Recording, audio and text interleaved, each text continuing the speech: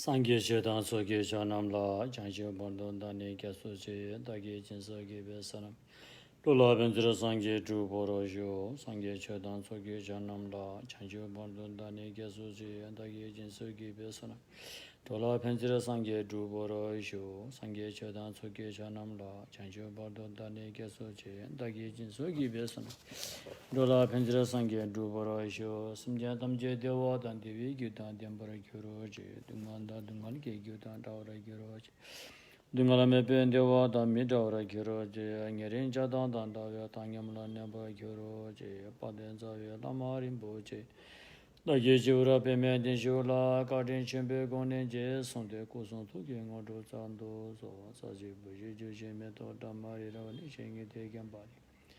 Sangye Shindo Midembruwa Yea, Dekun Namdo Shindo Chobora Isho, Guru Buddha Bodhi Sato Sapari Vara Ratna Mandala Puja Mega Samandra Sabha Samo Ye Hoa Simjan Namge Samba Dan Luyi Cheta Cheta Bora Chejan Tumman Tepa Ye Chege Kolo Kordu So Sampuna Prani Krita Kalyan Tha Samma Sambuddhikan प्राप्त गर्ने मनसायको साथमा शब्दात्मक देशना सुन्दिन हुन विनम्र अनुरोध गर्दछु।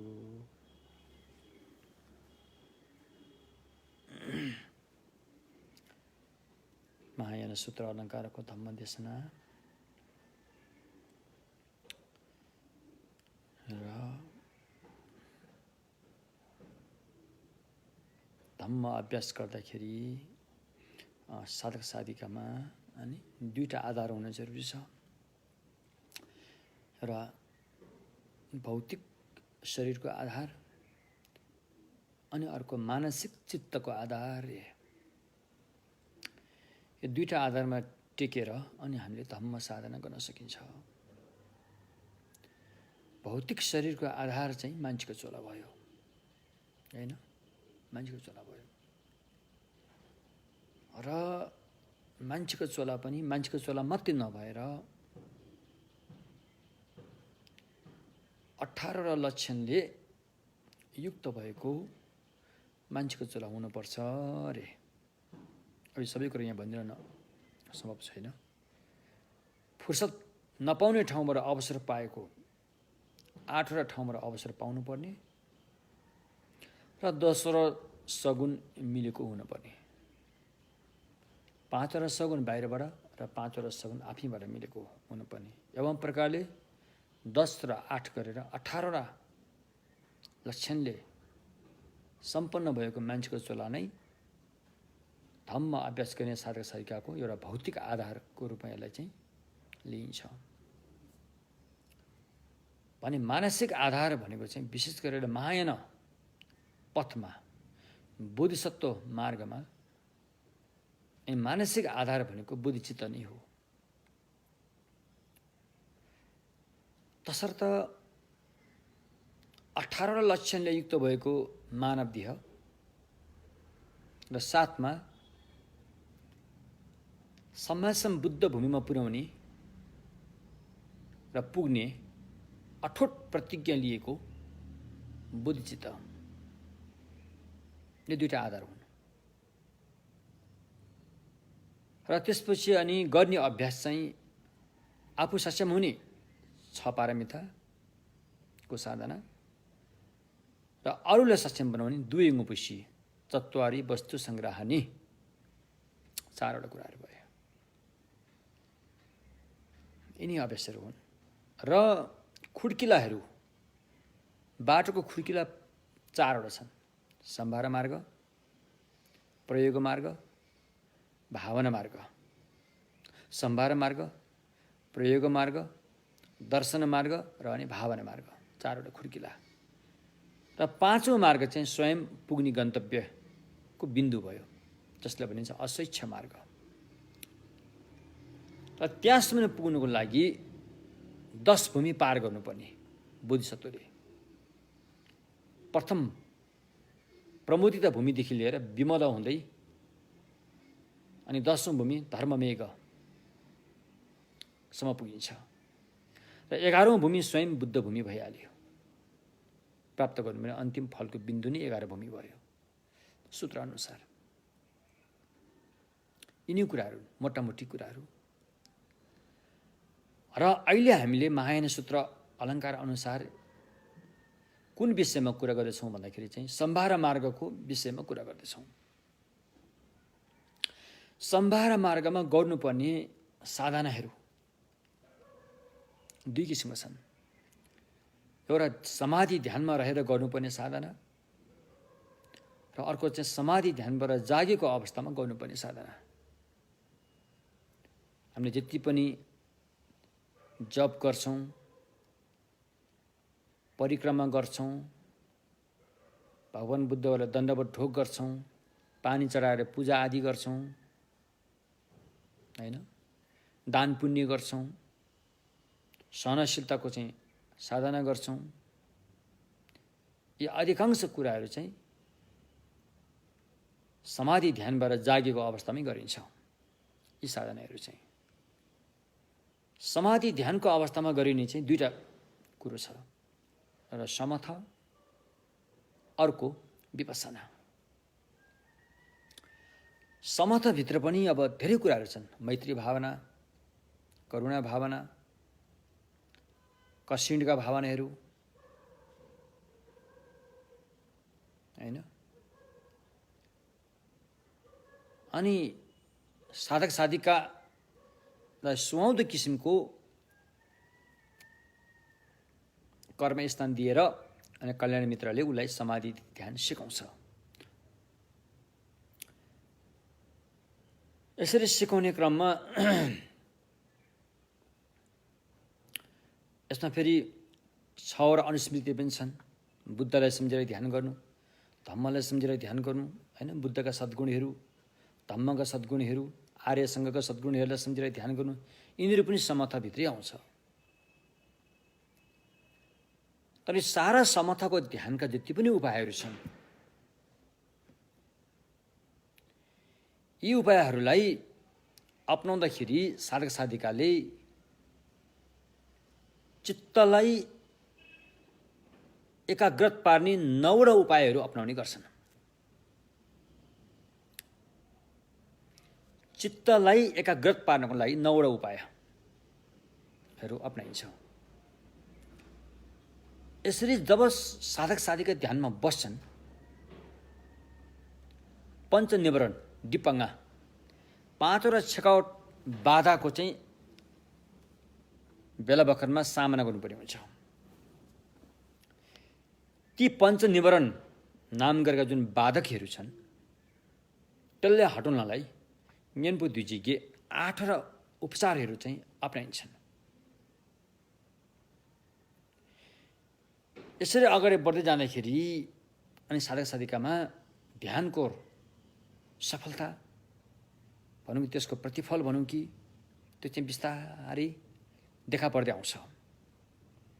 सङ्केतहरू पनि दिन्छन्। शरीरमा देखा पर्छ, मनमा देखा पर्छ। शरीरमा देखा पर्छ किनकि शरीरमा चाहिँ पशब्दी भन्ने सद्गुणहरू चाहिँ देखा पर्न थाल्छन्। पशब्दी भनेको सिन्ज्याङ सिन्धुज्यावा।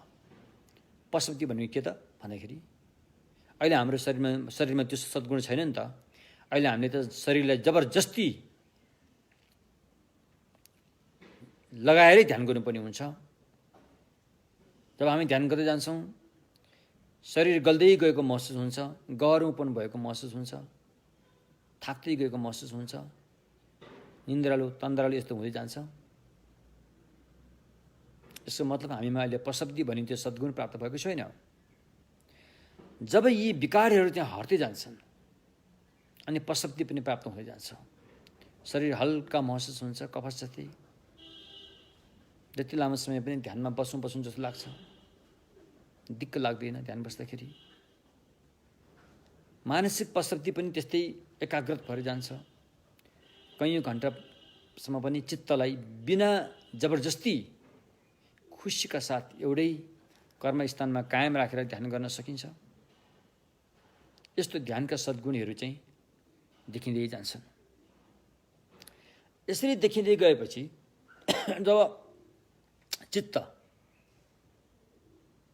कहिलेकाहीँ चित्त एकाग्रत हुन्छ तर यी सद्गुणहरू चाहिँ भएको हुँदैन। त्यसको मतलब त तपाईलाई समता प्राप्त भएको छैन, तपाईँ अझै पनि काम धातुमै हुनुहुन्छ। अनि चित्त एकाग्रत भयो के हो? त्यसलाई भनिन्छ काम एकाग्रत चित्त, काम धातु भित्रै रहेको चित्त भनिन्छ। जबसम्म यो प्रशब्दी नाम गरेको, प्रशब्दी सिन्धु झ्यावा प्रशब्दी नाम गरेको सद्गुणहरू राम्रोसँग प्राप्त हुँदैन, तबसम्म समता प्राप्त भएको हुँदैन। र यी प्रशब्दीहरू प्राप्त नहुन्जेसम्म तपाईँ चाहिँ खटेरै साधना गर्नुपर्ने हुन्छ। हट्नै पर्छ, मेहनत पस्किनै पर्छ। त्यति बेला आएका भइपरि आएका समस्याको चाहिँ लाई सहनशीलताको हिसाबले त्यसलाई समाधान गर्दै जानुपर्छ। ती विकारहरूलाई हटाउने उपाय अपनाउँदै जानुपर्छ। बेला बखतमा कल्याण मित्रको सल्लाह सुझाव पनि लिँदै जानुपर्छ। त्यो जब त्यो प्रशब्दी भन्ने प्राप्त भयो, तब चाहिँ तपाईँको समर्थ ध्यान लगभग तपाईँले पाएको भन्न सकिन्छ। र त्यो समर्थ ध्यान प्राप्त भइसकेपछि अन्य मनस्सिकारलाई नअप्नाइकन त्यसै समर्थ ध्यानलाई आधार मानेर, यसलाई भनिन्छ भोट भाषामा उपचार ध्यान रे। उपचार ध्यान नै हो यो। भोट भाषामा यसलाई के भनिन्छ? निर्दोक मिचुक मेपा।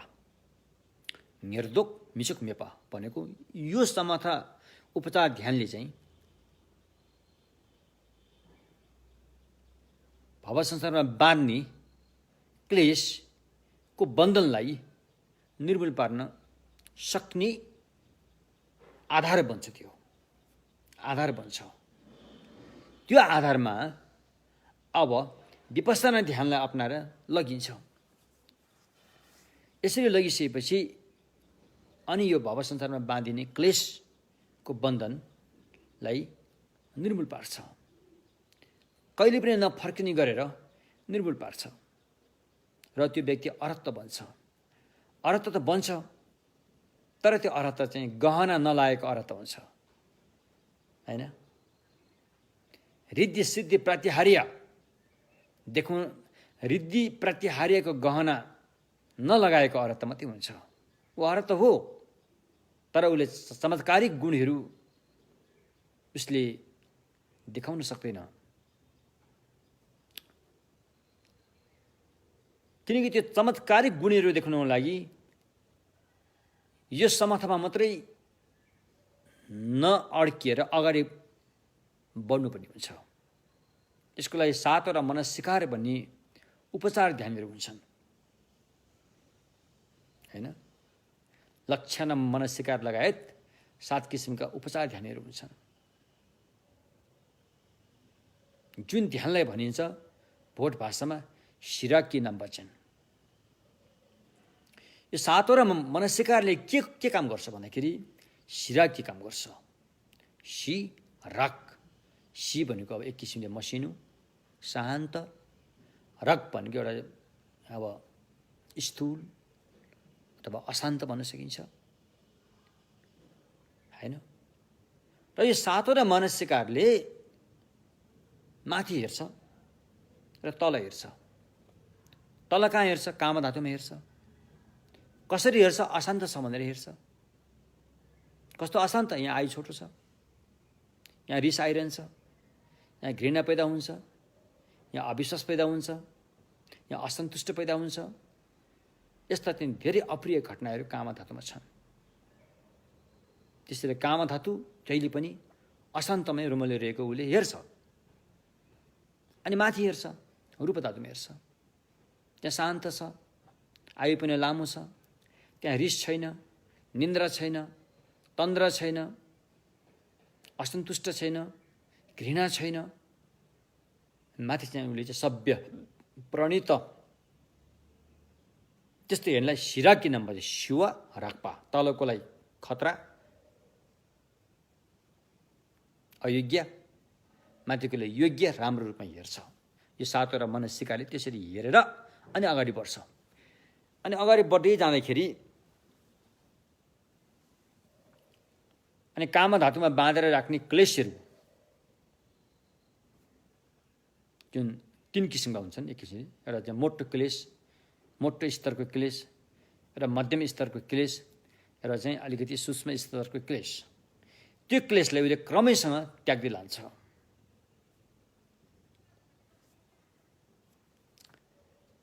त्यो क्लेशलाई त्याग्दै लै अब त्याग्छ, यहाँ त्याग्छ भनेको अर्थ पनि यो लौकिक मार्गले त्याग्ने चाहिँ त्यसलाई निष्क्रिय पार्ने मात्रै हो। लौकिक मार्गले जरैदेखि त्याग्न सक्दैन, लौकिक मार्गले निष्क्रिय पार्ने मात्रै हो। त्यसलाई चाहिँ त्याग्यो भनेर एउटा भन्न मिल्छ होइन, केही हदसम्म। यस्तो किसिमले जब त्यो व्यक्ति, त्यो साधक साधिकाले यो तीनटा क्लेश त्यागेपछि अनि उसको चित्त गोत्र चाहिँ परिवर्तन हुन्छ। काम गोत्रबाट महगत गोत्र भनिन्छ एउटा भाषा छ। त्यो भलै हामी काम धातुमा रहिरहेको भए तापनि हाम्रो मनको अवस्था चाहिँ रूप धातुमा रूपान्तरित भएर जान्छ। त्यो भएपछि अनि तपाईँलाई चाहिँ प्रथम ध्यानको चाहिँ अर्पणा, अब यो ध्यानको भाषा हो। फेरि ध्यान दुई किसिमको हुन्छ, एउटा उपचार ध्यान र अर्पणा ध्यान। अस्ति पनि मैले धेरै कुरा भनिसकेको छु, तपाईँहरूले याद गर्नुभयो होला। उपचार ध्यान भन्ने चाहिँ जुन ध्यान अपनाएर त्यो पुग्ने बिन्दुमा पुर्याइदिन्छ, त्यसलाई उपचार ध्यान पनि भनिन्छ। बोट भाषामा साम्तिन्की न्यर्तोक भनिन्छ, न्यर्तोक। अनि त्यहाँ पुगिसकेपछि जुन प्राप्त हुन्छ त्यसलाई चाहिँ साम्तिन्की मुइसिरे, यो ध्यानको भाषामा ध्यानको अर्पणा प्राप्त हुन्छ। प्रथम ध्यानको अर्पणा प्राप्त हुन्छ त्यहाँ पुगेपछि। तिनी कुराहरू अहिले हामीले हिजो अलिकति यहाँ कुरा छोयौँ, आज हामी अलिकति अगाडि बढ्नेछौँ। हिजो हामीले प्रथम ध्यानको बारेमा भगवानले प्रज्ञापारमिता सूत्रमा कसरी उल्लेख गर्नुभएको थियो, ती कुराहरू हामीले सूत्रहरूको बारेमा बतायौँ होइन। सूत्रहरूको बारेमा हामीले फेरि पनि आज अलिकति दोहोऱ्याउनेछौँ। प्रज्ञापारमिता सूत्रमा बताएको छ, कामबाट मुक्त रे। एकान्त भनेको मुक्त, काम वासनाबाट मुक्त, अकुशल कर्मबाट मुक्त भएर, वितर्क विचार सहित भएर अथवा वितर्क विचारलाई साथमा लिएर, त्यसरी मुक्त भएबाट उत्पत्ति भएको प्रीति, मानसिक प्रीति र शारीरिक सुखले सम्पन्न भएको प्रथम ध्यान सिद्ध गरेर रहन्छ भनेर चाहिँ प्रथम ध्यानको बारेमा भगवानले यसरी चाहिँ हाम्रो यो थेरवादको पिटकहरूमा यही कुरा उल्लेख छ, महायानको पिटकमा पनि यही कुरा उल्लेख छ, वज्रयानमा पनि यिनै कुराहरू लागू हुन्छन्, त्यसरी बताएको छ भने। त्यो बारेमा हामीले अलिकति कुरा यहाँ भन्यौँ नि। काम वासनाबाट मुक्त भनेको, यो काम वासना भनेको के हो भन्दाखेरि यसमा दुई किसिमका काम वासना छन्। एउटा चाहिँ क्लेशसँग सम्बन्धित काम वासना, एउटा चाहिँ विषय वस्तुसँग सम्बन्धित काम वासना होइन। क्लेशसँग सम्बन्धित काम वासना, विषयसँग सम्बन्धित वस्तुसँग सम्बन्धित काम वासना होइन। त्योबाट मुक्त भनौँ कि अथवा त्योबाट एकान्त भएर अथवा त्यसबाट अलग्गिएर, मुक्त भएर एकान्त भएर अलग्गिएर भन्ने अर्थ एउटै जस्तो हो। भन्नुको अर्थ दुई किसिमले अलग्गिनु पर्छ। एउटा चाहिँ समानान्तर ढङ्गबाट अलग्गिनु पर्यो, एउटा चाहिँ आलम्बनको ढङ्गबाट अलग्गिनु पर्यो। समानान्तर भनेपछि कतिपय बेला हामी ठुस्किन्छौँ, रिसाउँछौँ बिना कारण यत्तिकै हामीलाई रिस आइरहेको हुन्छ, यत्तिकै हामी ठुस्किरहेका हुन्छौँ, यत्तिकै हामीलाई चाहिँ जेलेसी भाव भइरहेको हुन्छ। कहिलेकाहीँ हामीले प्रयोग गर्ने कुरा दिक्कत हामी आफैमा यस्तो भएर आउँछ नि कहिलेकाहीँ, बिना कारण अरूले केही बिराए बिना नै हामीमा त्यस्ता घटनाहरू घट्छन्। त्यो चाहिँ समानान्तर होइन, आफ्नै भित्रै भएको क्लेशबाट चाहिँ त्यस्तो भइरहेको हुन्छ, त्योबाट अलग्गिन पऱ्यो रे। अनि मिक्पा भने आरमण, बाहिरको कारणले फेरि होइन, मन नपरेको चिज देखेर घृणा पैदा हुन्छ, मन परेको कुरो देखेर चाहिँ राग लोभ पैदा हुन्छ। यो चाहिँ बाहिरबाट आउँछ। फेरि त्यो खालको धारणाबाट पनि अलगिनु पर्यो रे। पेन्पा यसरी अलगिनु रे। अनि पाप अकुशलबाट पनि अलगिनु भनेको छ। किनकि अब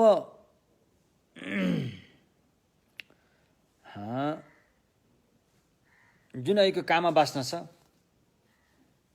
त्यो काममा बाँच्नको बसमा हामी पर्न पुग्यो भनेदेखि त्यसबाट चाहिँ पाप पैदा हुन्छ, अकुशल पाप कर्म पैदा हुन्छ, हैन? अथवा यहाँ पाप भनेको अर्थ उपक्लेश। क्लेश पनि दुईवटा हुन्छ, मूल क्लेश, उपक्लेश। उपक्लेशसँग सम्बन्धित जुन अकुशलहरू छन्, यो अकुशल कर्म पनि अकुशल कर्म, यो कर्म पनि चेतनासँगै सम्बन्ध हुन्छ फेरि, हैन? संस्कारसँग सम्बन्ध हुन्छ। त्यो त उपक्लेश जस्ता जुन अकुशल कर्म छन् त्यो भएपछि अनि हामीले खराब काम गर्न पुग्छौँ, हैन? शारीरिक दुराचार, शरीरबाट गरिने दुराचार, बोलेर वचनबाट गरिने दुराचार, सोचेर मनले गरिने दुराचार, यस्ता दुराचार गर्न पुगिन्छ। अनि हामीले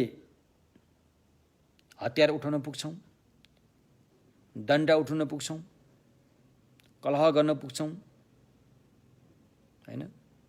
झै झगडा गर्न पुगिन्छ, वाद विवाद गर्न पुगिन्छ, फुट गर्न पुगिन्छ, छल कपट गर्न पुगिन्छ, आदि आदि। निर्दयी हुनु होइन्छ, दयाको नाम निशानै आउँदैन, आदि आदि कुराहरू, झुटो बोल्न पुगिन्छ, हैन? यी सबै कुराहरू चाहिँ जाग्छ। कसरी? कामप्रति आसक्ति हुनाले। काम वासनामा आसक्ति भयो भने यी घटनाहरू हामीले दैनिक बेहोरिरहेका छौँ। तपाईँले यसो तपाईँले आफै अन्तर्मुखी भएर हेर्नुहोस् त, तपाईँहरूको जीवनमा आइपुग्ने आपद विपद समस्याहरू चाहिँ त्यसै कारणले आइरहेको हुन्छन्। तर हामी त्यसरी हेर्न जान्दैनौँ, हामीले बाहिर मात्रै हेर्छौँ, हैन? भित्र के भइरहेछ हामीले त्यो हेर्न जान्दैनौँ नि त। अब ध्यानले चाहिँ भित्रबाट हेर्न सिकाउँछ, अन्तर्मुखी भएर हेर्न सिकाउँछ र त्यसबाट चाहिँ अलगिनु रे। यस्ता पापी क्रियाकलापबाट चाहिँ अलग्याउनु कसलाई? शरीरलाई, वचनलाई अनि मनलाई। यसरी अलग्याइसकेपछि अनि वितर्क विचारलाई साथमा लिनु रे। वितर्क जस्तै कामधातुलाई अयोग्य भएको जान्दछ, रूप धातुलाई योग्य भएको ठान्दछ, त्यसलाई भनिन्छ विचार, हैन? वितर्क। त्यसपछि विचारले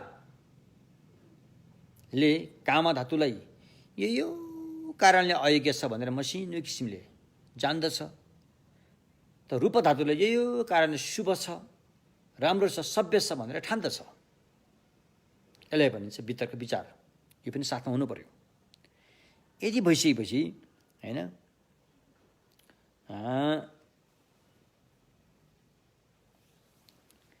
अनि एकान्तवासी भइसकेपछि, काम वासनाबाट आफू अलगिएर एकान्तवासी भइसकेपछि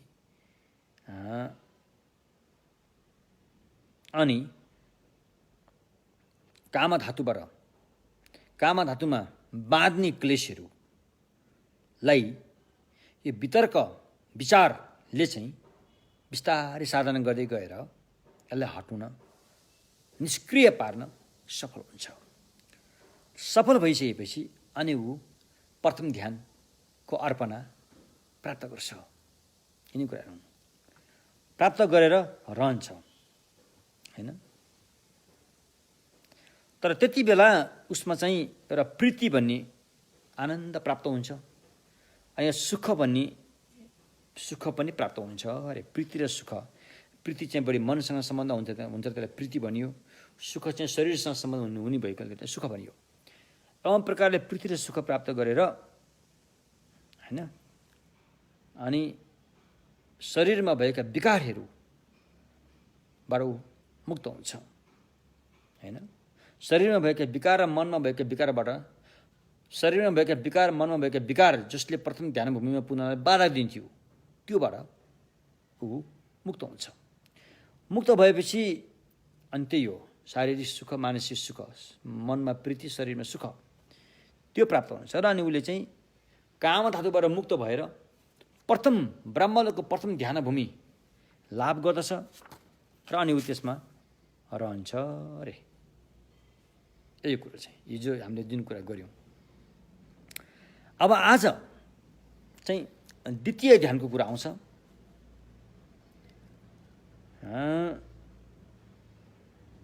द्वितीय ध्यानमा चाहिँ के बताउँछ भन्दाखेरि,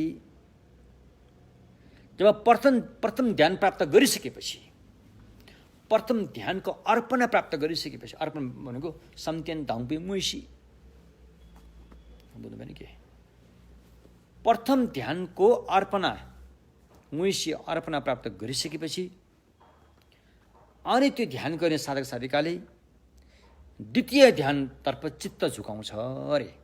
हेर्नुहोस् है, द्वितीय ध्यानमा चित्त झुकाउँछ। त्यहाँ पनि फेरि यही आउँछ, सिराकी नाम भन्छन्। प्रथम ध्यानलाई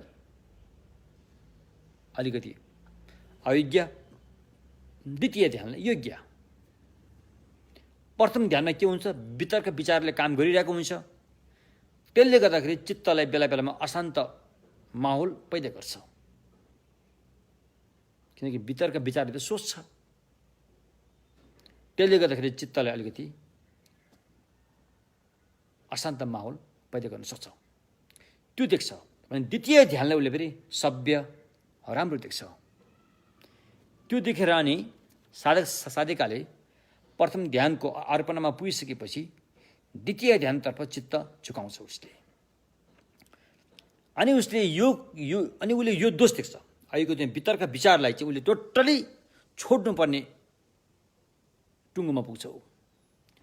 र त्यसलाई छोड्नुको लागि अनि अहिलेकै जुन यो सातवटा मनस्सिकार जो छ, उपचार ध्यान, प्रथम ध्यानबाट द्वितीय ध्यानमा पुग्ने उपचार ध्यान हुन्छ। फेरि त्यसमा पनि सातवटै हुन्छ उपचारहरू, त्यो अपनाउँछ उसले। सातवटा भन्नुको तात्पर्य मैले अहिले बुझ्न खोजेको के रहेछ त भन्दाखेरि, प्रथम ध्यान द्वितीय ध्यान गर्दाखेरि प्रथम ध्यान अयोग्य, असभ्य, द्वितीय ध्यानको तुलनामा है फेरि द्वितीय ध्यान योग्य, सभ्य, राम्रो भनेर हेर्छ। यसरी हेर्दै गएपछि अनि उसले चाहिँ अनि यो वितर्क विचार पनि छोड्दै जान्छ।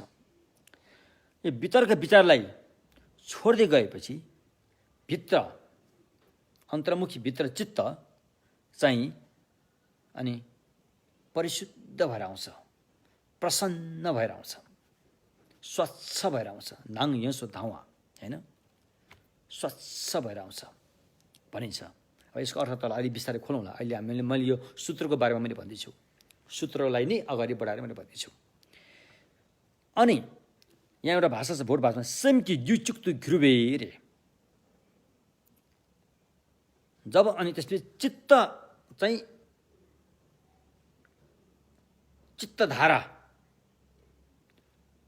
चित्तधारा भनेको चाहिँ जुन चित्त एउटा चाहिँ धारावाहिक रूपमा बगिरहेको हुन्छ नि, यसलाई यताउता जान नदिएर चित्तलाई चाहिँ एउटै धारामा समेट्छ अरे। चित्त जब एउटै धारामा समेटिन्छ तब वितर्क र विचारले आफ्नो ठाउँ छोड्छ, वितर्क र विचारले आफ्नो ठाउँ छोड्छ अरे। छोडिसकेपछि अनि त्यस्तो वितर्क विचार नभएको र प्रसन्न स्वच्छ भएको अन्तर्मुखी ध्यानबाट अनि के पैदा हुन्छ भन्दाखेरि त्यो समाधिबाट चाहिँ एक किसिमको अर्को एउटा चाहिँ प्रीति पैदा हुन्छ हैन। त्यति अनि सुख पनि पैदा हुन्छ, प्रीति र सुख दुवै पैदा हुन्छ। त्यो पैदा भएर अनि द्वितीय ध्यान सिद्ध गरेर अनि रहन्छ अरे। जब द्वितीय ध्यानको कुरा सूत्रमा भनेको कुरा मैले मोटामोटी अहिले उल्टा गरेर बताएको हुँ। अब यही सूत्रमा भनेको कुरालाई अलिकति अर्थ लाउन बुझ्न जरुरी छ। प्रथम ध्यानभन्दा द्वितीय ध्यानमा के फरक हुन्छ त? द्वितीय ध्यानमा कसरी अगाडि बढेर द्वितीय ध्यानको अर्पणा प्राप्त गर्ने? होइन, अहिले भर्खर हामीले प्रथम ध्यानमा कसरी पुगेर प्रथम ध्यानको अर्पणा प्राप्त गऱ्यौँ भन्ने कुरा भयो। हिजो हामीले जुन कुरा गऱ्यौँ, अब आज अहिले यहाँ चाहिँ प्रथम ध्यानलाई छोडेर कसरी त्यहाँ द्वितीय ध्यानसम्म पुगिन्छ र कसरी द्वितीय ध्यानको अर्पणा प्राप्त गर्न सकिन्छ। सन्तेन निपे मुइसी सन्तेन निपे निर्दोकला तेने सन्तेन निपे मुइसी चित्र थोपा। होइन, द्वितीय ध्यानको उपचार ध्यानलाई अपनाएर अनि हामी द्वितीय ध्यानको अर्पणामा पुग्न सक्छौँ। त्यो कसरी भन्ने बारेमा अब फेरि यो सूत्रमा जुन अहिले भनेको छ त्यसलाई हामीले अलिकति बुझ्ने कोसिस गरौँ, अलि स्पष्ट बुझ्ने कोसिस गरौँ। सूत्रमा द्वितीय ध्यानको बारेमा जो बताइयो त्यहाँ वितर्क विचारबाट मुक्त भएर भनेको छ यहाँ। किनकि वितर्क र विचारलाई छोड्नुपर्छ भनेको हो नि त। प्रथम ध्यानको लागि त्यो उचित थियो, नभई नहुने कुरो हो त्यो बिना त कामा धातुलाई त्याग्नै सक्दैन। कामा धातुलाई त्याग्ने मेन हतियारै त्यो भयो वितर्क विचार। जसले रूप धातुलाई सभ्य देख्छ, कामा धातुलाई असभ्य देख्छ। रूप धातु भनेको प्रथम ध्यानको रूप धातुलाई सभ्य देख्छ, कामा धातुलाई असभ्य देख्छ। त्यसले गर्दाखेरि नै उसले कामा धातु छोड्न सक्छ र प्रथम ध्यान प्राप्त गर्न सक्छ भने अब प्रथम ध्यानबाट द्वितीय ध्यानमा जानको लागि चाहिँ वितर्क विचारलाई धरि छोड्नुपर्ने हुन्छ। र यो वितर्क विचारबाट मुक्त हुनुपर्छ रे कहाँ? द्वितीय ध्यानमा पुग्नुको लागि। अब वितर्क विचारबाट किन मुक्त हुनु पर्यो? त्यसमा के दोष छ भन्दाखेरि यो वितर्क विचार सहित भएको समाधिले चाहिँ होइन चित्तलाई बेला बखतमा अशान्तको माहौलमा पुर्याइरहेको हुन्छ। अशान्त भन्दा अहिले हामीले टेन्सन भएको त्यो अशान्त होइन फेरि चित्तलाई चाहिँ ध्यानकै अवस्थामा रहिरहनलाई यसले बेला बखतमा फेरि अप्ठ्यारो पार्न सक्छ। हो त्यो भनेको के अरे? र यो वितर्क विचार सहित भएको समाधि ध्यानबाट मनलाई रोक्नुपर्ने हुन्छ। त्यो खालको ध्यानलाई वितर्क विचार सहितलाई रोकेर अब वितर्क विचार नभएको समाधि प्राप्त गर्नु हो। होइन, वितर्क विचार सहित भएको समाधि ध्यानलाई रोकेर वितर्क विचार नभएको ध्यानमा पुग्नु पर्यो अब। होइन, त्यो हुनुलाई चाहिँ वितर्क विचार नभएको भनेको अथवा वितर्क विचारबाट मुक्त भएको भनेको होइन। त्यसले चाहिँ के देख्छ भने त्यसले चाहिँ अनि वितर्क विचार नभएको ध्यानतर्फ चित्त झुकाउँछ। किनकि त्यहाँ सभ्य छ, त्यो ठिक छ भन्ने कुरा उसले जान्दछ। वितर्क विचार सहित भएको ध्यान चाहिँ त्यहाँ ठिक छैन भन्ने कुरा उसले चाहिँ ठान्दछ। त्यो ठानेर द्वितीय ध्यानमा चाहिँ राम्रो छ भन्ने कुरा जानेर अनि साधक साधिकाले अनि ध्यानको जुन कर्मस्थान छ नि, आरम्भन स्थान, त्यो आरम्भनमा होइन ऊ त्यसमा चित्तलाई लगाइरहन्छ। होइन, लगाइरहन सक्छ। वितर्क विचार हुँदाखेरि चाहिँ यदि सजिलोसँग लगाइरहन सक्दैन थियो, बेला बखतमा वितर्क विचारलाई अलिकति अशान्त माहौल बनाउँथ्यो। अब वितर्क र विचारबाट मुक्त भएपछि आफ्नो आरम्भनमा चित्तलाई टिकाइरहन सक्छ। टिकाइरहन सक्छ भनेको कुरो के हो? के त भन्दाखेरि चाहिँ आपसे आप साइमल्टेनियसली अनाभोग रूपमा आपसे आप अहिले प्रथम ध्यानमा चाहिँ वितर्क विचार अलिक फोर्स गरेर मनलाई त्यहाँ टिकाउनु पर्थ्यो भने अब द्वितीय ध्यानमा त्यो फोर्सको जरुरी छैन। वितर्क विचारलाई हटाएर मन ध्यान गर्ने वस्तु अथवा कुनै ध्यानको जुन आरम्भन जे छ त्यसमा सल आपसे आप सल टिकाइरहन सक्छ अरे। बुझ्नुभयो नि के? यसरी टिकाइरहँदाखेरि होइन अनि मन चाहिँ शान्त वातावरण, मन चाहिँ अन्तर्मुखीबाट नै स्वच्छ भएको अवस्थामा पुग्छ भयो हैन। अनि त्यो अवस्थामा कायम रहने भएकोले अनि वितर्क विचारबाट चाहिँ मुक्त भएको भनिएको कुन द्वितीय ध्यान हैन। अब यहाँ चाहिँ त्यति बेला चित्तको धारा एउटै भएर जान्छ भन्ने कुरा यहाँ अहिले माथि भन्यो नि, चित्त धारा चाहिँ एउटै रूपमा बग्छ भन्ने कुरा छ। यसको अर्थ चाहिँ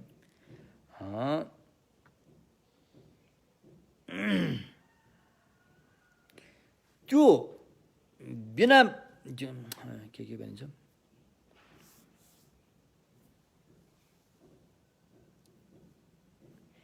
प्रथम ध्यानमा बेला बेलामा वितर्क विचारले त्यहाँ अलिकति अशान्त माहौल पारिदिन्थ्यो। अब द्वितीय ध्यानमा वितर्क र विचार नभइसकेपछि त्यसले अशान्त पार्ने कुरो त आएन। नआएपछि अनि चित्त चाहिँ बिना रोकटोक आफै आफ्नो ध्यान गर्ने आरम्भमा सरल कायम रहन सक्छ अरे त्यसमा। हो त्यो भएकोले अनि त्यो अवस्था प्राप्त गरेकोले अनि चित्तधारा एउटैमा रहेको हुन्छ, एउटै रूपमा रहन सक्छ। त्यही बेला चित्तधारा चाहिँ एउटै रूपमा रहन सक्छ, किनकि त्यहाँ चाहिँ वितर्क विचारले बिचबिचमा काट्ने काम गर्दैन, किनकि उसले त्यति बेला वितर्क विचार त्यागिसकेको हुन्छ, छोडिसकेको हुन्छ नि त। त्यसैले चित्तलाई चाहिँ सरल आफ्नै ध्यानको उसमा चाहिँ बगिरहन आफसे आफ बगिरहन दिन्छ, त्यो अवसर पाउँछ भनेको त्यो भयो। अनि वितर्क विचारबाट मुक्त भएर भन्नुको अर्थ वितर्क विचार चाहिँ अब उस चाहिँ हैन टोटली त्योबाट चाहिँ मुक्त भएर भनेको हो हैन। अब त्यो अवस्थामा पुग्यो नि त। जसलाई वितर्क विचार नभएको भन्नेको अर्थमा बुझ्नु होला। त्यस्तो वितर्क विचार नभएको ध्यानबाट उत्पत्ति भएको रे भन्नुको अर्थ जुन द्वितीय ध्यानमा पुग्ने उपचार ध्यानहरू छन्, 7 किसिमका मनस्सिकारहरू छन्, त्योबाट उत्पत्ति भएको रे। उत्पत्ति भएको भन्नुको अर्थ त्यो हेतु त्यो कारणको अभ्यासबाट उत्पत्ति भएको रे हैन। भन्नुको तात्पर्य 7 किसिमका मनस्सिकार द्वितीय ध्यानमा पुर्याउने 7 किसिमका उपचार मनस्सिकार ध्यानबाट अनि उत्पत्ति भएको रे। त्यो भावना गरे बापत उत्पत्ति भएको 7 किसिमका मनस्सिकार उपचार ध्यानको भावना गरे बापत उत्पत्ति भएको हैन। अनि अनि प्रीति र सुख भनेको छ यहाँ हैन। प्रीति र सुख भनेको चाहिँ अनि प्रीति भनेको आनन्द, मनको आनन्द, आफूले इच्छाको आफूले चाहना गरेको फल पाइयो नि त त्यहाँ, त्यसैले त्यो आनन्द भयो रे हैन। अनि त्यो आनन्द भएकोलाई उसले स्वीकार्छ रे हैन। अनि मानसिक पनि एक किसिमको सुख जस्तो महसुस हुन्छ अरे, त्यसैले यसलाई चाहिँ प्रीति र सुख भनियो हैन। द्वितीय ध्यानमा पुग्दाखेरि बाधा पार्ने वितर्क विचार लगायत अन्य तत्त्वहरू जति पनि छन् त्यो सबैलाई उसले चाहिँ त्यागेको हुन्छ त्यति बेला अरे। त्यागिसकेपछि अनि त्यसलाई कसले त्याग्छ भन्दाखेरि प्रशब्दि रे, प्रशब्दिले त्याग्छ। प्रशब्दि भनेर बुझ्नुभयो नि, प्रशब्दि भनेको चाहिँ अब काया प्रशब्दि ध्यानबाट प्राप्त भएको सद्गुणहरू शरीरमा, मानसिक प्रशब्दि ध्यानबाट प्राप्त भएको त्यो मानसिक सद्गुणहरू त्यसलाई प्रशब्दि भनिन्छ। त्यो प्रशब्दिले त्यस्ता कुरा जुन द्वितीय ध्यानमा पुग्दाखेरि बाधा गर्ने तत्त्वहरू छन् त्यसलाई त्याग्दछ अरे, त्यसलाई फ्याँक्छ अरे। कसले? प्रशब्दीले। फ्याँकिसकेपछि त्यो अवस्थालाई अनि प्रीति र सुख भन्छन् थिए। प्रीति र सुख भएको भन्छन् थिए। त्यो प्रीति र सुखले सम्पन्न भएको द्वितीय ध्यान सिद्ध गरेर रहन्छ अरे। द्वितीय भनेको अब प्रथम ध्यान भएर दोस्रो ध्यान पुगेको द्वितीय ध्यान भयो। अरू कुरा त पहिला भने जस्तै हो, अरू त्यही हो होइन। द्वितीय ध्यान कुरा यो भयो। अलिकति गाह्रो छ द्वितीय ध्यान पुग्नु चाहिँ होइन। अब अलिक गाह्रो, अलिक सूक्ष्म हुन जान्छ नि त। भन्नुको मतलब अब कुरो के बुझ्यो त हामीले भन्दाखेरि, प्रथम ध्यानमा वितर्क विचार कायम रहँदो रहेछ।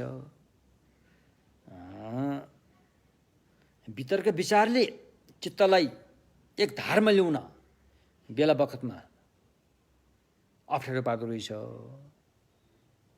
भने, अब त्यस्तो अवस्थामा द्वितीय ध्यान चाहिँ त्योभन्दा राम्रो रहेछ। किनकि त्यहाँ वितर्क विचार हुँदैन। वितर्क विचार नभइसकेपछि त्यहाँ चित्तलाई एक धारमा रहनलाई सजिलो हुन्छ होइन। त्यही कुराहरू आयो नि त। हो यसरी चाहिँ द्वितीय ध्यान प्राप्त हुन्छ भन्ने कुराले हामीले मोटामोटी बुझ्यौँ। तृतीय ध्यानको बारेमा अब जाउँ। सूत्रमा यसलाई कसरी बताएको छ त प्रज्ञा पारमिता सूत्रमा भन्दाखेरि, तृतीय ध्यानको बारेमा चाहिँ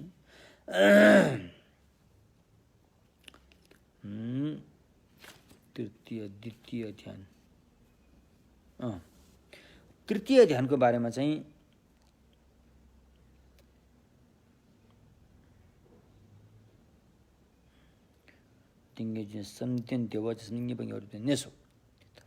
अब त्यो प्रीति भनेर त्याग्नुपर्छ। त्यो जुन द्वितीय ध्यानमा थियो छ, त्यो द्वितीय ध्यानको त्यो प्रीतिले पनि फेरि तृतीय ध्यानमा पुग्नलाई त्यसलाई बाधा गरिरहेको हुन्छ।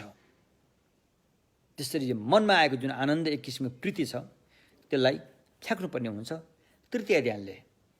त्यसैले जुन तृतीय के अरे जुन प्रीतिप्रतिको आसक्ति जो छ, द्वितीय ध्यानमा हामीमा आइरहेको प्रीति जो छ त्यसप्रतिको आसक्तिबाट मुक्त हुनुको लागि मुक्त भएर अनि स्मृति सम्पर्जन्य सहित उपेक्षामा रहनेछ अरे।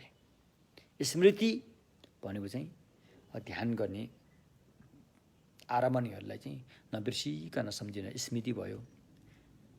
सम्प्रजन्य भनेको चाहिँ त्यहाँ आउने विघ्न बाधाहरूलाई खबरदारी गर्ने चेतना सचेतनालाई चाहिँ सम्प्रजन्य भनियो। त्यसकारण स्मृति र सम्प्रजन्यलाई साथमा लिएर अनि उपेक्षामा रहन्छ, उपेक्षा भावनामा रहन्छ अरे। त्यति बेला सुख, जहाँ जुन एउटा चाहिँ सुख पैदा हुन्छ त्यो चाहिँ शरीरले अनुभव गर्छ। त्यति बेला आएको सुखको अनुभव शरीरले गर्छ होइन। त्यसैलाई होइन आर्यहरूले स्मृति के हो आर्यहरूले भन्ने गर्छन्, स्मृति भएको र स्मृति भएको उपेक्षामा रहेको भनौँ न, त्यस्तो अवस्था हो भनेर पनि गर्छन्। त्यसकारण द्वितीय ध्यानमा भएको प्रीतिबाट मुक्त भएर तृतीय ध्यान सिद्ध गरेर ऊ रहेको हुन्छ अरे। यो चाहिँ तृतीय ध्यानको अब प्रज्ञा पारमिता सूत्रमा उल्लेख गरिएको कुरो हो। अब यही सूत्रलाई अलिकति हामीले बुझ्ने कोसिस गरौँ होइन। तृतीय ध्यान बारेमा यो सूत्रको चाहिँ अर्थ के हो भन्ने बारेमा अलिकति बुझ्ने कोसिस गरौँ।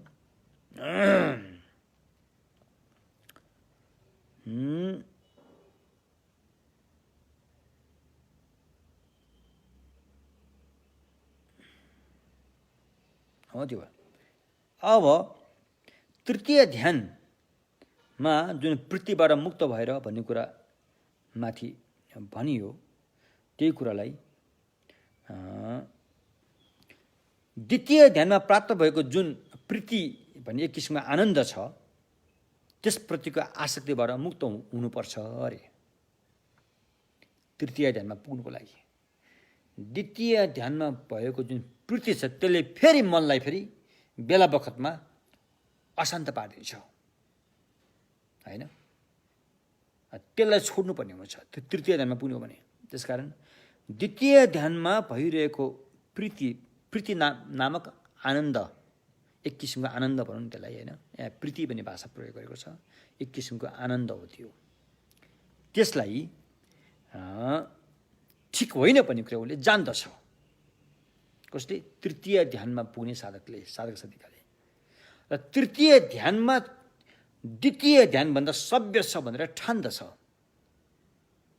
त्यो जानेर त्यो ठानिसकेपछि अनि उसले त्यो द्वितीय ध्यानमा प्रति भएको आसक्ति, द्वितीय ध्यानको वृत्तिमा गरेको आसक्तिलाई उसले छोड्छ अरे।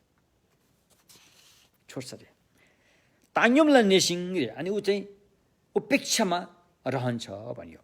उपेक्षामा रहन्छ भनेको अर्थ चाहिँ अब त्यहाँ प्रीतिबाट मुक्त भई, द्वितीय ध्यानको प्रीतिबाट मुक्त भइसकेपछि अनि तृतीय ध्यानमा उसको चित्त झुकाउँछ।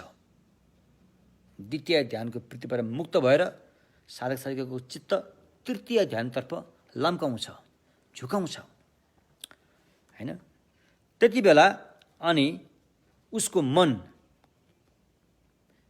दुई किसिमका, मनलाई अशान्त पार्ने दुईवटा तत्त्वहरूलाई उसले फ्याँक्ने काम गर्छ।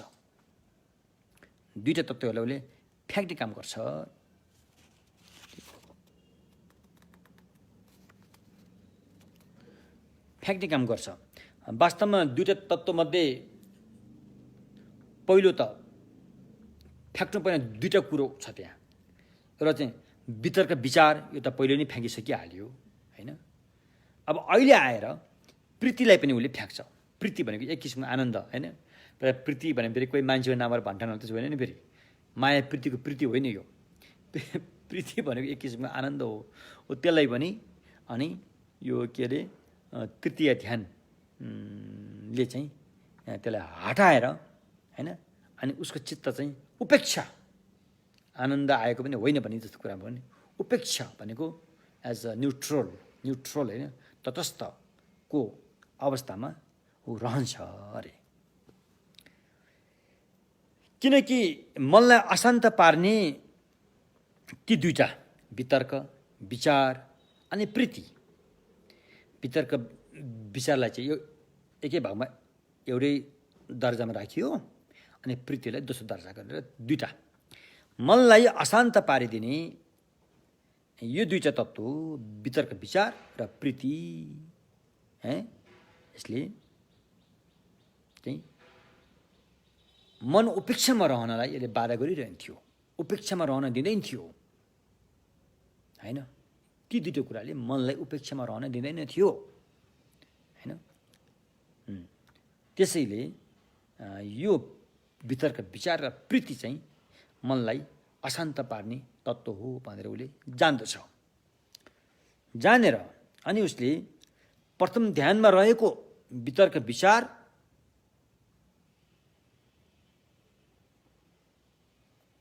प्रथम ध्यानमा उपेक्षामा रहन सक्दैन थियो, किनकि त्यहाँ वितर्क विचारले मनलाई अशान्त पारिरहन्थ्यो।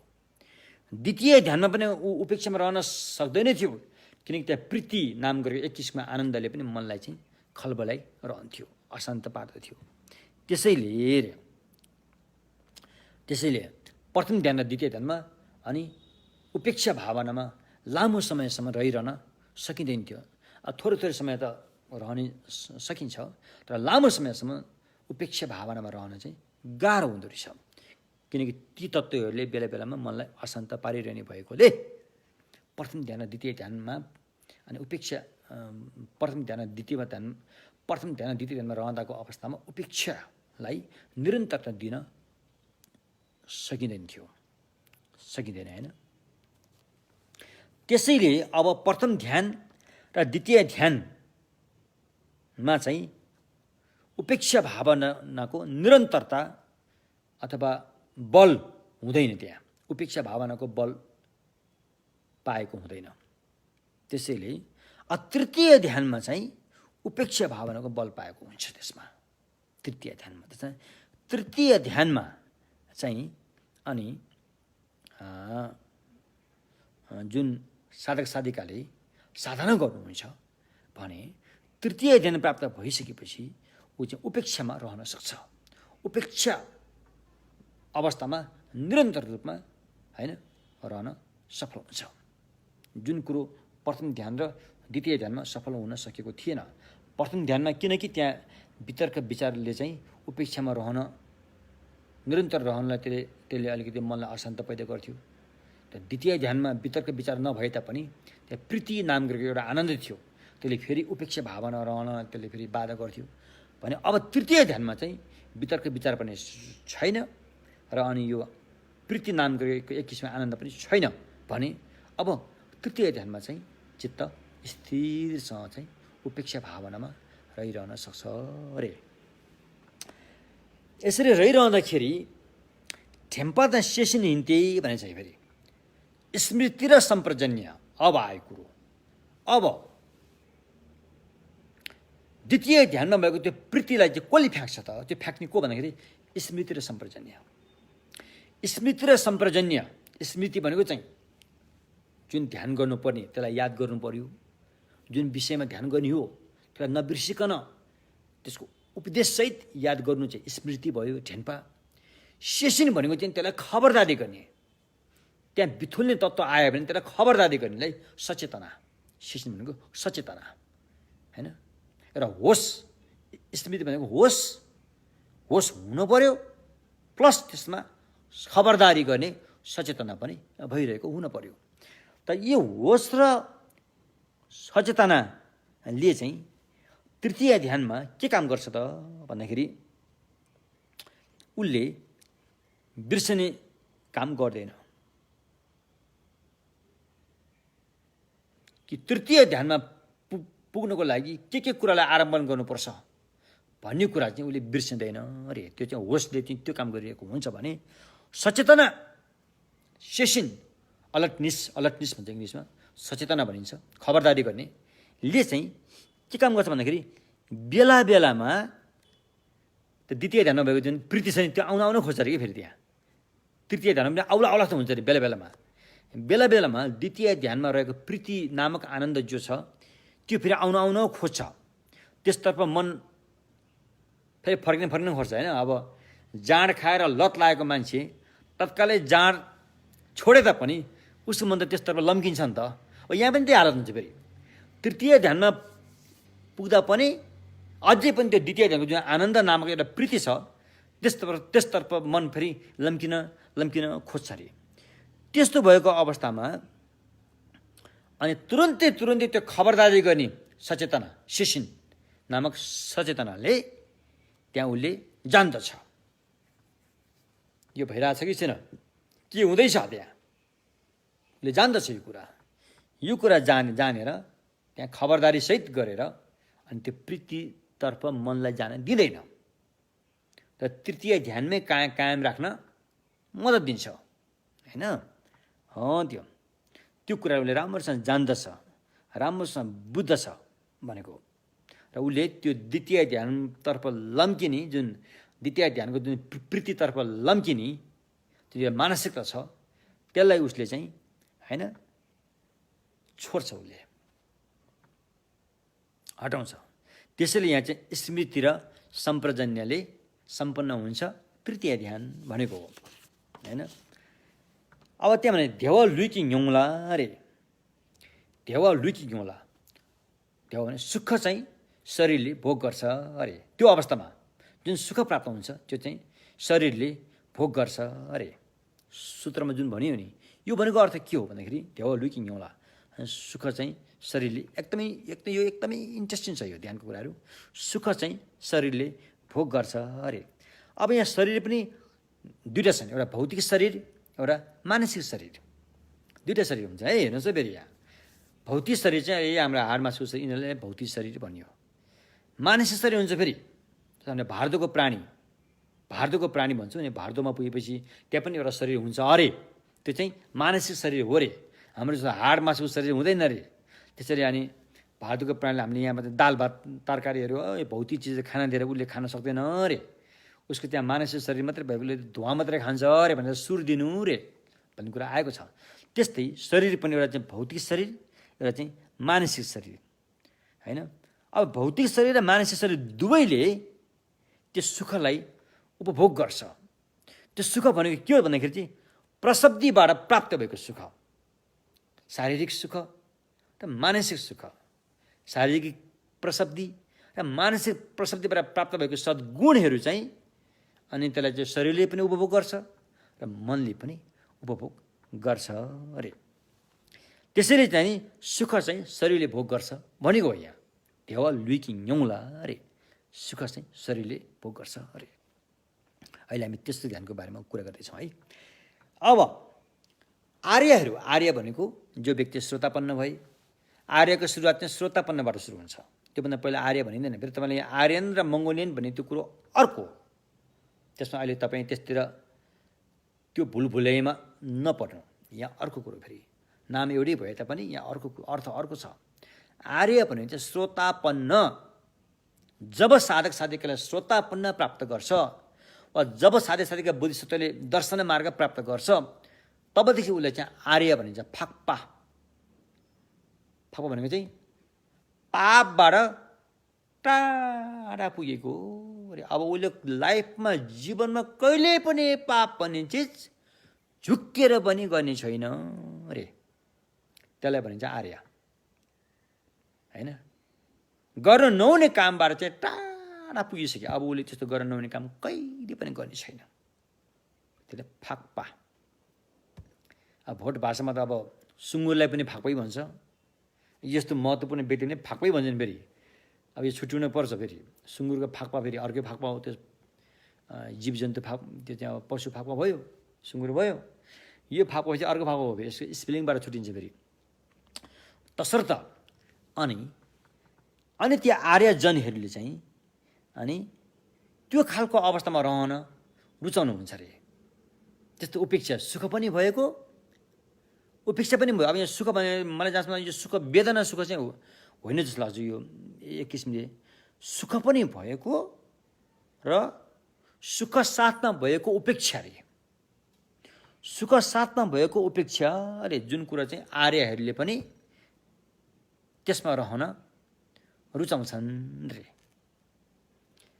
किनकि प्रथम ध्यान र द्वितीय ध्यानमा त्यस्तो किसिमको सुख थिएन रे र उपेक्षामा पनि रहन सकिँदैन थियो भने अब यसपछि प्राप्त गर्ने चतुर्थ ध्यानमा उपेक्षा त छ तर सुख छैन त्यहाँ भनेपछि यो तृतीय ध्यानमा चाहिँ सुख पनि भएको र अनि उपेक्षा पनि भएकोले आर्यहरू चाहिँ यो तेस्रो ध्यानमा रहन रुचि गर्नुहुन्छ अरे। एवं प्रकारले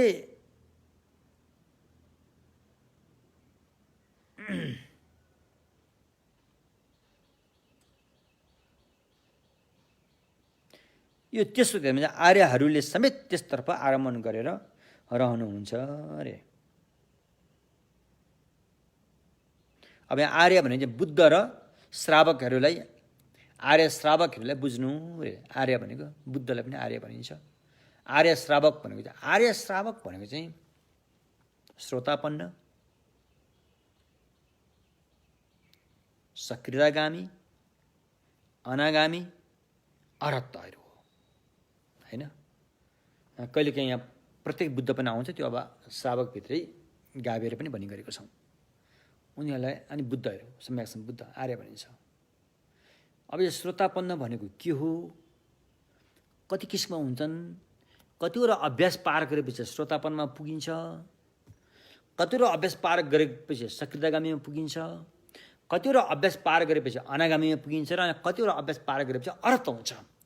यो सारा कुराहरू चाहिँ अहिले मैले यो पुरुषोत्तम प्रकाश भन्ने एउटा बुक आएको छ, उल्था भएको छ नेपाली भाषामा। तपाईँले त्यसलाई हेर्न सक्नुहुन्छ। त्यसमा विस्तृत रूपमा यसको बारेमा बताएको छ कि एउटा व्यक्ति श्रोतापन्न हुनलाई के कति त्याग्नुपर्छ, मिनिमम कति अज्ञानलाई त्याग्नुपर्छ, निम्न स्तरको श्रोतापन्न पनि हेरिरहेछन् फेरि निम्न स्तरको श्रोतापन्न हुनलाई त्यो कतिसम्म त्यागेको हुनुपर्छ हैन यस्तो किसिमको गइन्छ कि त्यो सबै हिसाब किताब हुन्छ हैन त्यो चाहिँ अहिले मैले यो एउटा बुक छ तपाईले त्यो नेपालीमा उल्था भइसकेको छ त्यसले हेर्न सक्नुहुन्छ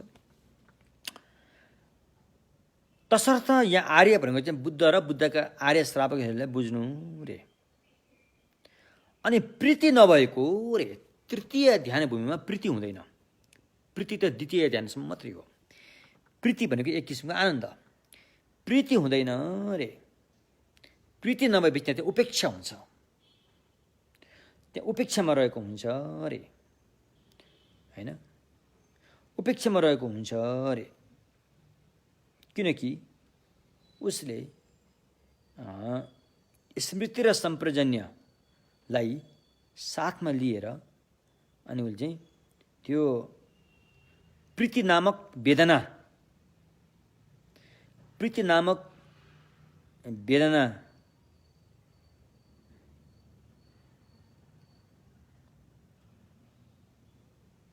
लाई उसले त्यागेको हुन्छ हैन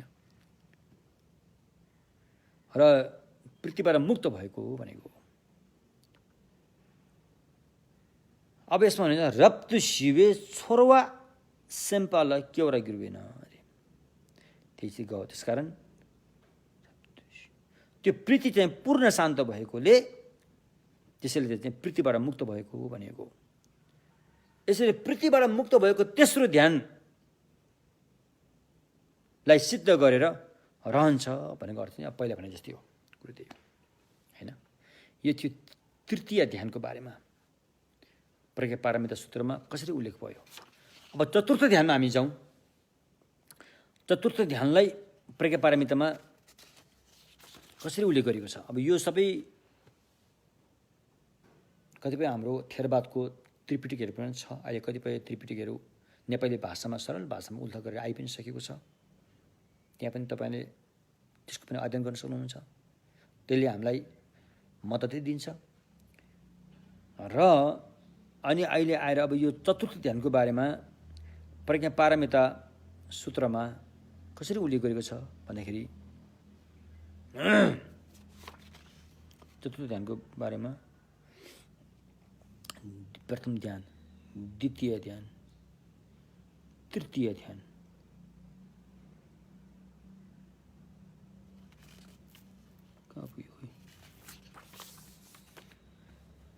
तृतीय ध्यानसम्म हामीले कुरा गर्यौं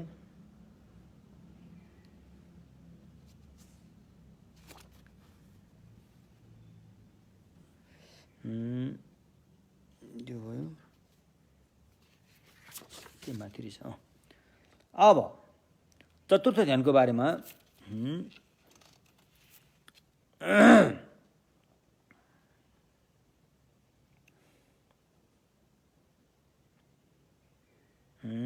चतुर्थ ध्यानको बारेमा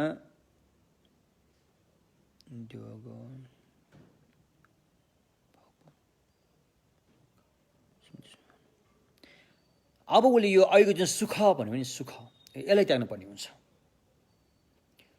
तृतीय ध्यानमा प्रीतिले त्यागियो अब रह्यो सुख यो सुख चाहिँ फेरि चतुर्थ ध्यानमा पुग्ने बाधक हो यो सुख भइरह्यो भने फेरि उपेक्षालाई निरन्तर दिइरहन गाह्रो हुन्छ त्यसैले चतुर्थ ध्यानमा पुग्ने व्यक्तिसँग चाहिँ उपेक्षा मात्रै रहन्छ त्यो अवस्थामा पुग्नुको लागि देवायाङ पङ दुङ्गालिया पङसिङ रे अघि प्रज्ञापारमिता सूत्रमा चतुर्थ ध्यानको बारेमा बताए उसले भनेको तृतीय ध्यानमा पुगेको तृतीय ध्यान भूमि प्राप्त गरेको साधक साधिकाले भन्दा उसले कोले तृतीय ध्यान पुगेको साधक साधिकाले जसले तृतीय ध्यान प्राप्त गरिसक्यो अब चतुर्थ ध्यानमा जान चाहने साधिकाले अब उसले फेरि अहिलेको सातवटा मनस्सिकार अपनाउँछ सातवटा मनस्सिकार उपचारले चाहिँ के गर्छ त्यो तृतीय ध्यानमा भएको जुन सुख भन्छ नि त्यो अयोग्य छ त्यो ठिक छैन यसलाई त्यागेर अनि चतुर्थ ध्यानमा पुगेपछि त्यहाँ चाहिँ उपेक्षा छ, त्यो शुभ छ, त्यो योग्य छ, त्यो सुगम छ भनेर हेर्छ। यसलाई पनि सिराकी नम्बरचन, एउटालाई अशान्त भनेर हेर्ने, एउटालाई शान्त भनेर हेर्ने। यस्तो किसिमले चतुर्थ ध्यानको ध्यान भूमिको तुलनामा तृतीय ध्यान चाहिँ अशान्त छ, चतुर्थ ध्यान चाहिँ शान्त वातावरण छ भनेर उसले हेर्छ। हेरिसकेपछि देवा यहाँ पङ, ढुङ्गाले यहाँ पङसिङ, उसले सुख वेदना पनि त्याग्छ, दुःख वेदना पनि पहिले त्यागिसक्यो। त्यहाँ दुःख वेदनामा त अब प्रथम ध्यान भूमि, द्वितीय ध्यान भूमिबारे उसले त्यागिसकेको हुन्छ। अहिले आएर तृतीय ध्यानमा रहेको सुख वेदनालाई पनि त्याग्छ अरे। कसले? चतुर्थ ध्यान भूमिमा पुग्ने साधक साधिकाको साधनाले। एवं प्रकारले दुःख वेदना पनि त्याग्यो, सुख वेदना पनि त्याग्यो। मनोसुख मनोदुःख त पहिले नै त्यागिसक्यो हुन्छ। त्यसकारण सुख नभएको, सुख वेदना पनि नभएको, दुःख वेदना पनि नभएको, उपेक्षा वेदना भएको अरे, मात्र उपेक्षा वेदना भएको। मात्र उपेक्षा वेदना भनेको न दुःख न सुख होइन, न दुःख न सुख, उपेक्षा वेदना भनिन्छ। न दुःख न सुख भएको उपेक्षा वेदनामा वेदना परिशुद्ध स्मृति, त्यहाँ परिशुद्ध स्मृतिले त्यसलाई त्याग्छ। कसलाई? सुख वेदनालाई त्याग्छ।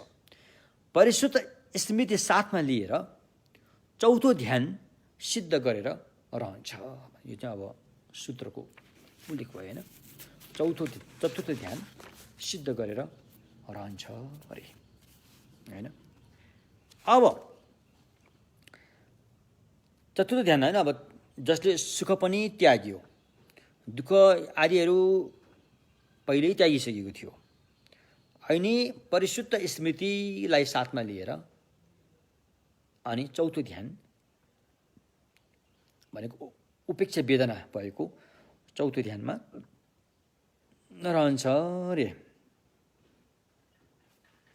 भन्यो होइन। अब यसमा कसरी बुझ्नुपर्छ त चौथो ध्यानको बारेमा भन्दाखेरि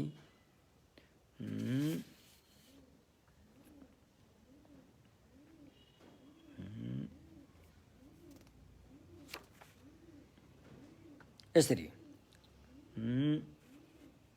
कवि हो त्यही नियम बुझा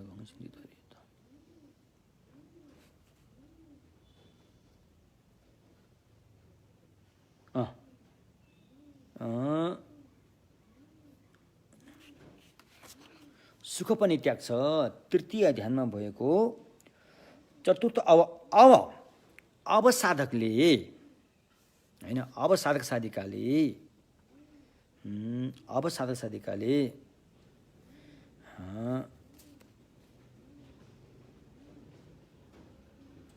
चतुर्थ ध्यानमा जान चाहने, चतुर्थ ध्यानमा पुग्ने साधक साधिकाले तृतीय ध्यानमा भएको सुखलाई पनि त्याग्छु भनेर चित्तलाई चतुर्थ ध्यानतर्फ झुकाउँछ, लम्काउँछ, लम्किन्छ ऊ होइन। त्यसरी चाहिँ देवा पङ्क्ति अरे होइन, देवा पङ्क्ति सुखलाई पनि त्याग्दछ अरे। कुन सुखलाई भन्दाखेरि तृतीय ध्यानमा भएको एक किसिमको सुख वेदनालाई पनि त्याग्दछ अरे। कसले त्याग्छ त? त्यसलाई त्याग्ने को हो? त्यसलाई त्याग्ने, त्यसको विरुद्धमा खडा भएर त्यसलाई त्याग्ने को हो त? कसले त्याग्छ अरे भन्दाखेरि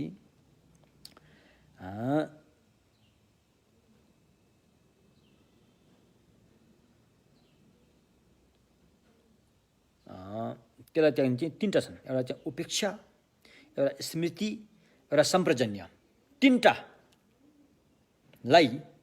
अपनाएर तृतीय ध्यानमा भएको सुखलाई त्याग्छ अरे।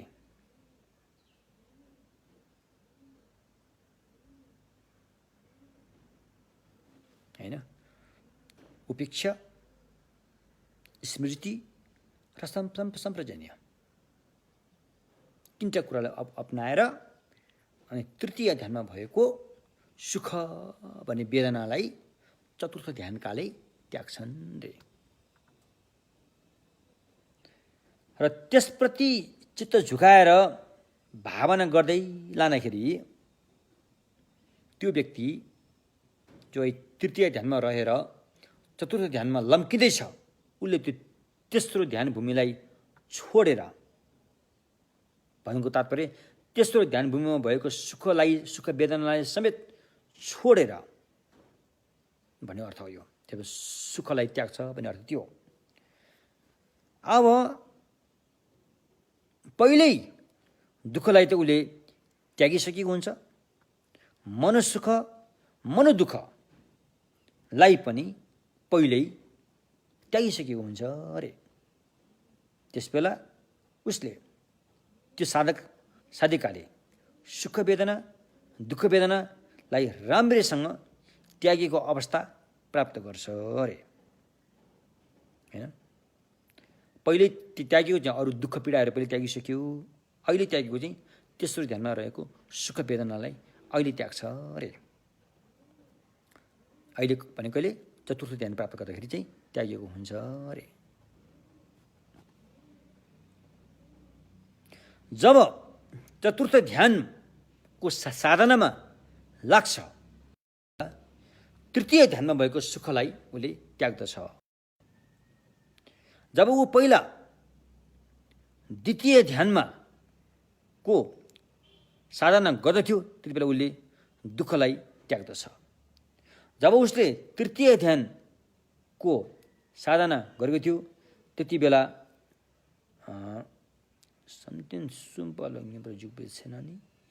मनोसुखलाई पनि त्याग्ने। सुख र मनोसुख भन्ने फरक कुरा रहेछ। सुख एउटा भयो, मनोसुख अलिक फरक कुरा फेरि, त्यसलाई पनि त्याग्छ। जब प्रथम ध्यानमा साधना गर्दाखेरि मनोदुःखलाई पनि त्यागेको हुन्छ, हैन। तसर्थ अब दुःखलाई पनि, दुःख वेदना पनि त्याग्यो, सुख वेदना पनि त्याग्यो। अब बाँकी रह्यो उपेक्षा वेदना। उपेक्षा वेदनालाई चाहिँ चौथो ध्यान भूमिले गल्ती देख्दैन। उपेक्षा वेदना चाहिँ राम्रो भन्ठान्छ। त्यसैले सुख वेदना पनि नभएको, दुःख वेदना पनि नभएको भनिन्छ। त्यसलाई भनिन्छ उपेक्षा वेदना। उपेक्षा वेदनाको साथमा स्मृति परिशुद्ध भनिन्छ। फेरि स्मृति परिशुद्ध रे। अब स्मृति परिशुद्ध भनेको त्यो स्मृति नै हो, त्यसको साधनामा चाहिँ निखार आएकोले, निखारिएकोले त्यसलाई परिशुद्ध भनेको मात्रै हो, हैन। किनकि प्रथम ध्यानको स्मृति, द्वितीय ध्यानको स्मृति, तृतीय ध्यानको स्मृतिमा चाहिँ त्यति शुद्धता आएको हुँदैन। किनकि ध्यानका 8वटा वैगुणीहरू, 8 होइन त, 1 2 3 4 5 6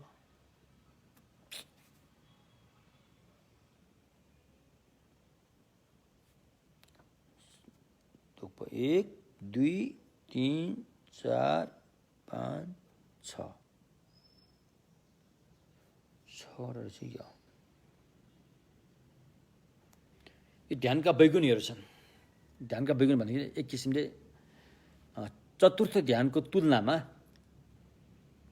तिनीहरूलाई चाहिँ त्यति सभ्य मानिन्छ। जस्तो वितर्क, विचार, प्रीति, सुख, सास लिने, सास फेर्ने, यिनी हो।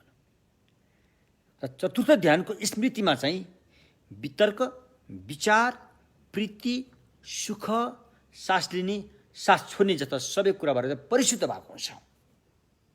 भन्नुको तात्पर्य चतुर्थ ध्यानमा पुगेको व्यक्ति सास फेरिँदैन है, अब हेर्नुहोस् फेरि सास नफेरिकन पनि जीवित रहन सक्छ रे उनीहरू।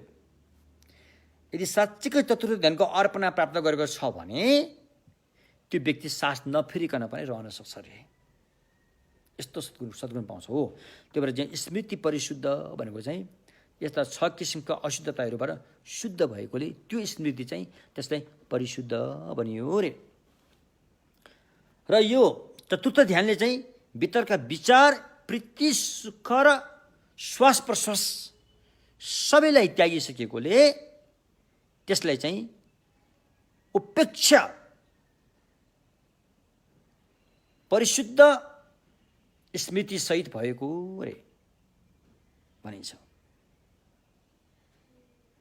किनकि त्यहाँनिर चित्त चाहिँ अटल रहन्छ हैन।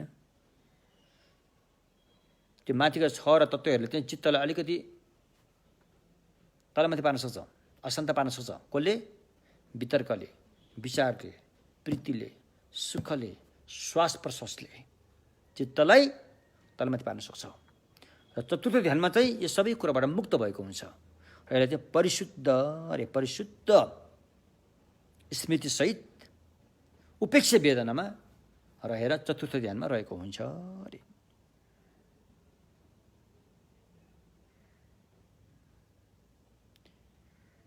अब यहाँसम्म चाहिँ हामीले के बुझ्यौँ त भन्दाखेरि प्रथम ध्यानले के त्याग्छ, केमा रहन्छ, के प्राप्त गर्छ भन्ने एउटा। द्वितीय ध्यानले के त्याग्छ, केमा रहन्छ, के प्राप्त गर्छ। तृतीय ध्यानले केलाई त्याग्छ, केमा रहन्छ, के प्राप्त गर्छ। चतुर्थ ध्यानले के त्याग्छ, केमा रहन्छ, के प्राप्त गर्छ भन्ने जस्तो कुराहरू होइन हैन। बुझ्नु भएन? यो सबै मार्गहरू चाहिँ लौकिक मार्ग हुन्। यो बुद्ध नितान्त यो अधिकांश अभिधर्म पढ्ने यसको विस्तृत जानकारीको लागि चाहिँ अभिधर्ममै हेर्नुपर्ने हुन्छ। अभिधर्मको एउटा चाहिँ जस्तो अभिधर्म कोर्स हो भने 8औं अध्यायमा चाहिँ यो कुरा आउँछ। ध्यानको यो समापति ध्यानको बारेमा आउँछ। निम्जुक भनिन्छ, समापति ध्यानको बारेमा आउँछ। यो बुझ्नुपर्ने हुन्छ। र आज अलिकति तपाईँहरूलाई यो नौलो शब्द पनि हुन जान्छ। यहाँ बताएको सबै तपाईँलाई अप्ठ्यारो मान्नु पर्दैन, बुझिएन भनेर नभन्ठान्नु होला। सुरुमा यही हो। किनकि यो चाहिँ मन, अहिले हामी मनको मात्रै कुरा गर्दैछौँ। अरू बाहिरको कुराहरू चाहिँ बाहिर भौतिक कुराहरू चाहिँ त्यति गाह्रो हुँदैन, बुझ्न सजिलो हुन्छ। जब हामी मनको अन्तर्मुखी भएर मनको भाग गर्ने कुरा गर्छौँ अनि अलिकति अप्ठ्यारो महसुस हुन्छ। किनकि हामीलाई त्यसतर्फ बानी परेको छैन। मनको बारेमा हामीले कहिले पनि कुरा गरेनौँ। हामीले त आत्मा, परमात्मा, ईश्वर भन्ने केही कुरामा हामीले बढी ध्यान दिएर आएका हुन् त हामीले पहिलेदेखि नै। हाम्रो रीतिरिवाज चलन चल्तीमा त्यही कुरा, संस्कारमा त्यही कुरा चाहिँ हामीले त्यही कुरामा हामी अड्किँदै आइरहेको थियौँ। अब अहिले आएर अनात्माका कुराहरू पनि हामीले यहाँ गर्दैछौँ होइन। अनात्मा भनेको परमात्माभन्दा माथिको कुरो पऱ्यो। त्यो फेरि अनात्माको कुराहरू आयो। चित्त, चैतसिक, ध्यानको बारेमा के कस्ता चित्तहरू त्यहाँ हुन्छन्, मन कस्तो अवस्थामा पुग्छ, सबै यो चाहिँ मनकै बारेमा, हामीसँग भएको मनकै बारेमा यहाँ कुरा गर्दैछौँ। र त्यो मन ध्यान गर्दाखेरि कस्तो अवस्थामा पुग्छ, के अनुभवहरू जाग्छन्, के कुराहरू त्याग्नुपर्ने हुन्छ भन्ने कुरामा हामीले कुरा गरिरहेका छौँ नि त। त्यसैले अलिकति हामीलाई बुझाइमा अलिकति अप्ठ्यारो आउनु पनि सक्छ। र छोटकरीमा भन्नुपर्दाखेरि अनि अहिले हामीले जुन यो 4वटा ध्यानको बारेमा कुरा गऱ्यौँ, यो 4वटा ध्यान चाहिँ अनि ब्रह्मलोकमा पुग्ने ध्यान हुन्, ब्रह्मलोकमा पुर्याउने ध्यान हुन् होइन। ब्रह्मलोकमा चाहिँ 4वटा ध्यान भूमि छन् होइन। फेरि तपाईँले ब्रह्म भनेको यो त 3 टाउके ब्रह्म, 4 टाउके ब्रह्म होला भने त्यो नसोच्नु होला। त्यो कुरो अर्कै हो, त्यो पौराणिक कथा अर्कै हो।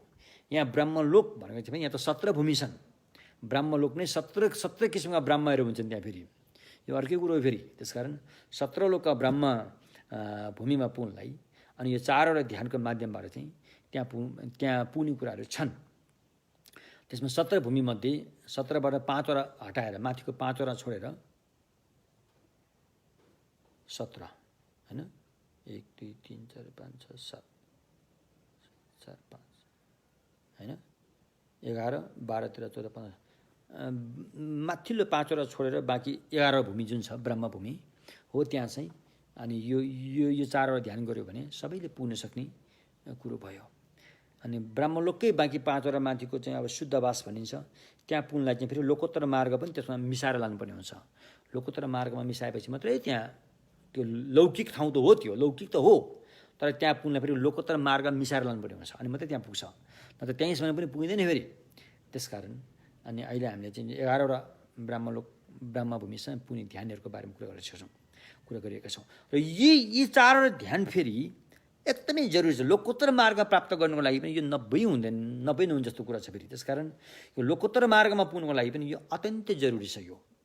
त्यसैले लौकिक ध्यान भए तापनि लोकोत्तर ध्यान प्राप्त गर्नुको लागि यसलाई आधारको रूपमा लिनै पर्ने हुन्छ।